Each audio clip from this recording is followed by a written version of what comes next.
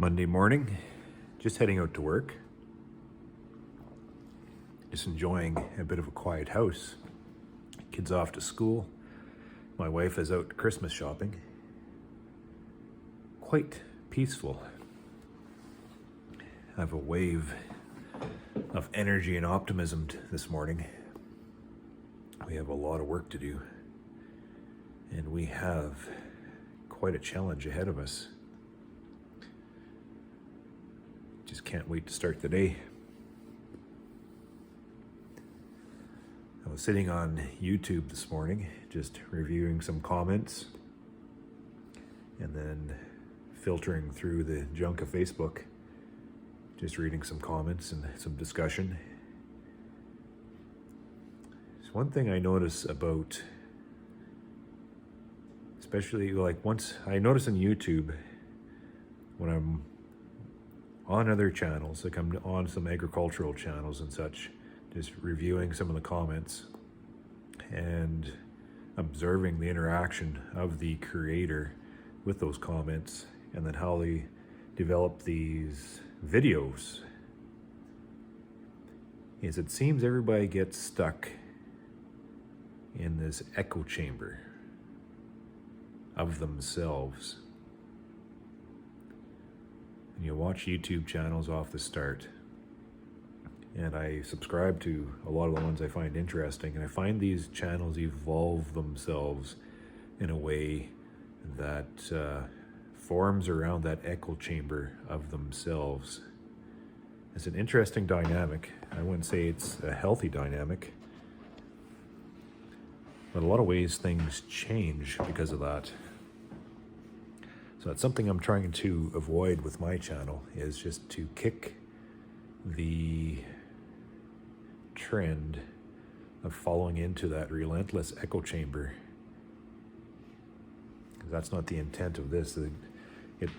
It's really hard.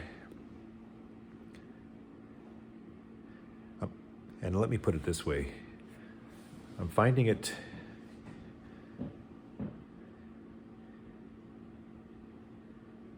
going through conflict, managing any type of business when you're interacting with people.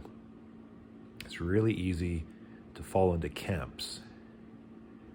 And these camps or these groups, they tend to convey a common vision, a common theme, common tone, right? And they feed off each other, and just becomes just a great big ball of similar thought.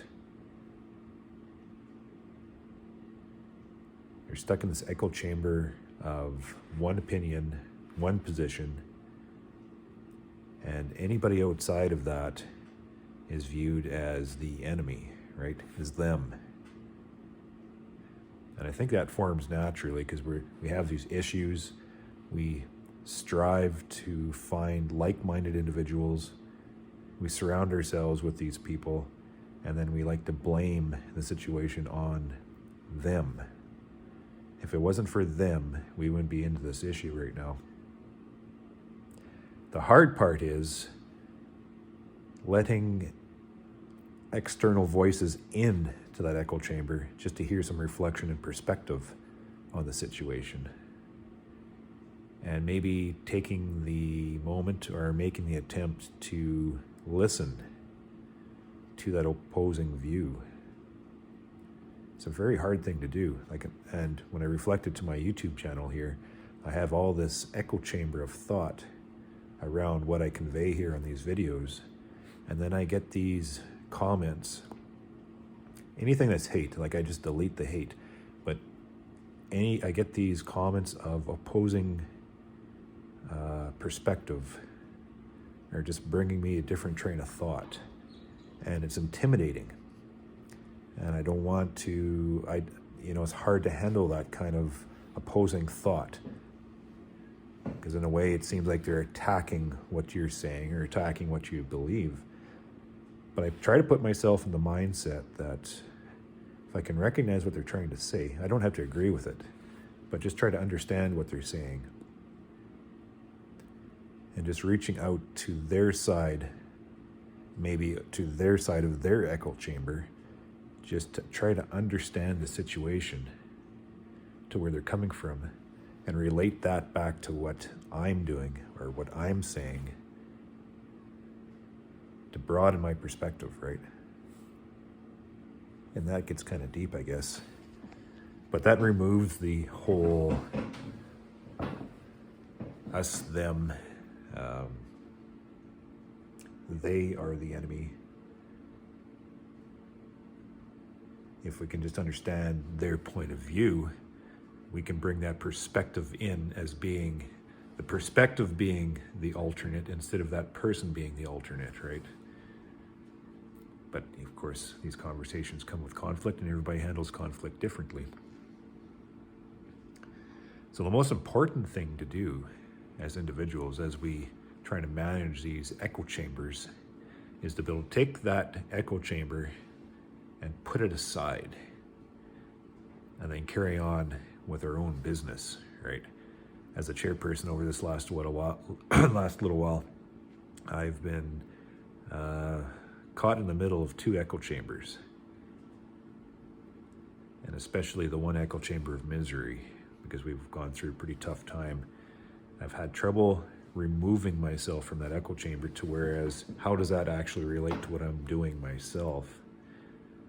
But if I physically remove myself from that echo chamber of opinion and thought and doom and gloom and misery and carry on with the business that I have at hand in front of me at that time,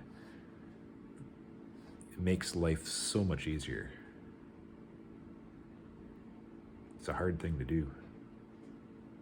And I think as individuals, we need to do more of that instead of taking on the situation, remove ourselves from the situation and try to manage moving forward accordingly. And by doing that, you can regain that spirit of optimism and that kick-ass feeling of initiative. Take on the challenge. This is what it's all about. You know, managing a business, especially a primary producer. How do you manage a business in a farming nature and get up when it kicks you down? That's why we do this business, to take on that challenge, regardless what the situation is.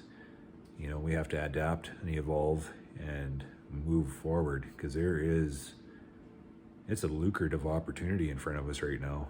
We just got to be able to keep that ball rolling whichever way we can. And this is where the true spirit of innovation is born from hardship and a challenge, right? So I'm up for that challenge. It forces you to look at the situation from a different perspective. All the while recognizing the situation we're in and trying to map out the path where we need to go.